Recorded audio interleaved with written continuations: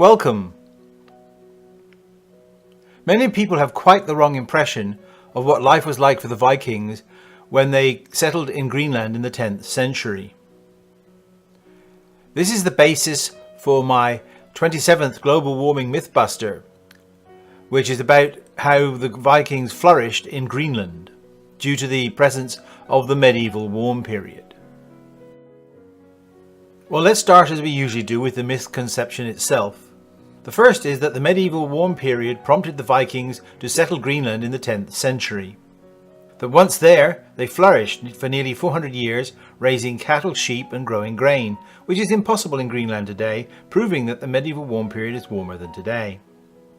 They stayed there until the Little Ice Age forced them to leave or starve to death. By the way, none of these statements are true. Let's discuss for a while the role of the medieval warm period and the Little Ice Age in making the Vikings both arrive in Greenland and leave.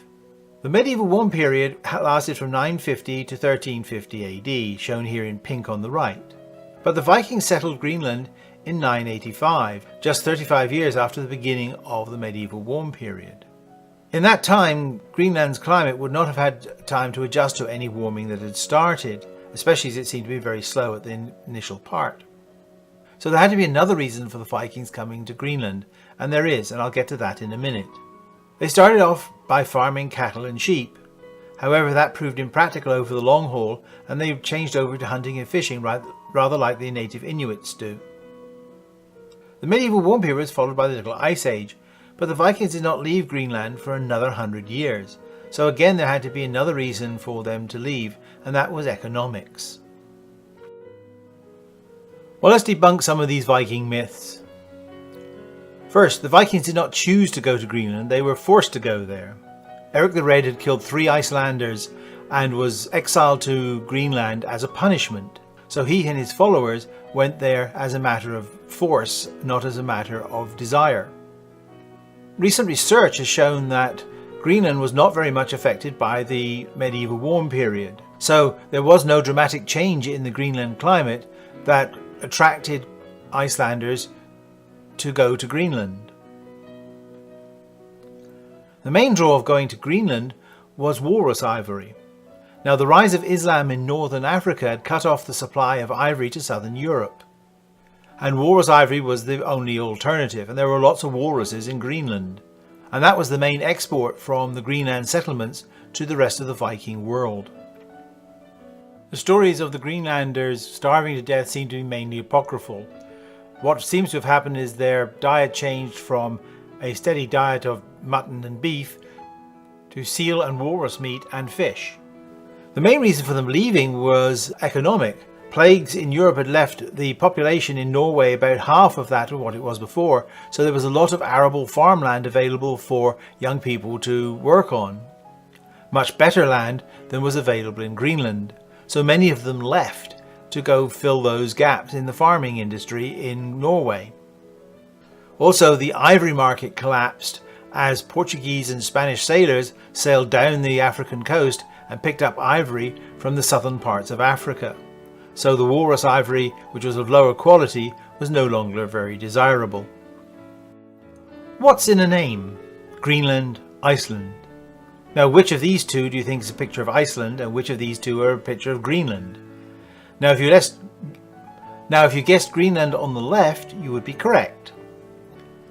Apparently, Iceland was named because the Icelanders feared too many settlers would come and move there and take their land.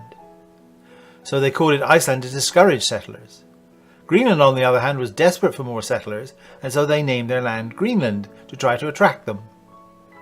Well, let's compare the medieval warm period with today's temperatures.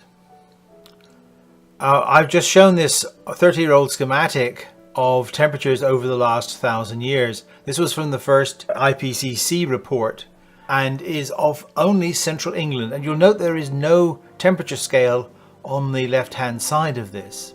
So this is just an idea of what the temperatures were like in that one spot going back 1,000 years. The current data is different. Here is the result of many different reconstructions by different authors using different data. And you see they pretty much agree.